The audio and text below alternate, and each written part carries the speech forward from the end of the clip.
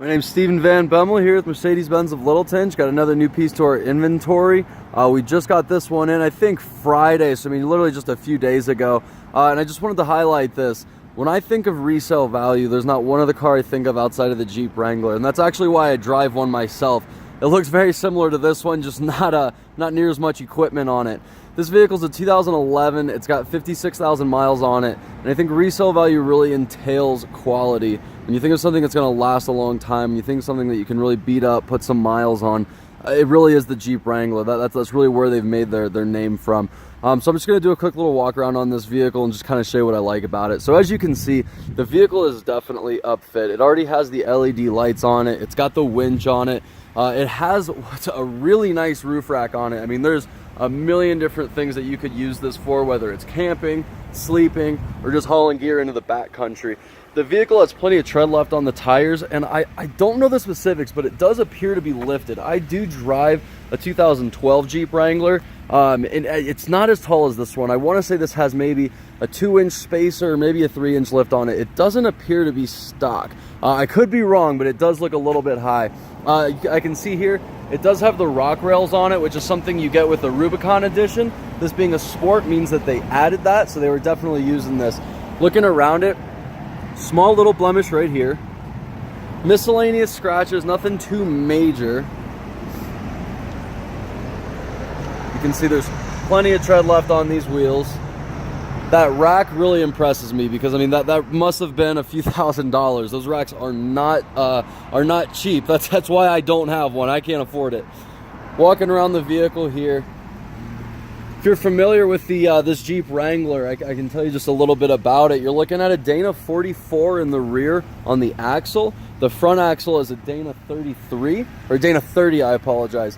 And when I look, what really impresses me about the Jeep Wrangler is that it is solid axles, both front and rear. And that's what really attracted me to it. When it comes to articulation in the wheel wells, when it comes to actually putting this thing to the test and using it for what it's meant to do, that's what you need. And that's really where the success comes in our G-Wagon. When you look at the Mercedes-Benz lineup, is that it uses solid axles, and that's huge when it comes to practicality for the backcountry.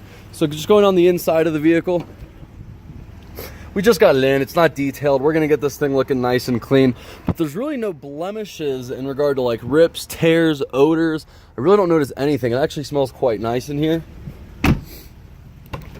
Looking inside the vehicle, one of my favorite parts of the Jeep Wrangler is just how versatile they are in regard to like kind of transforming them.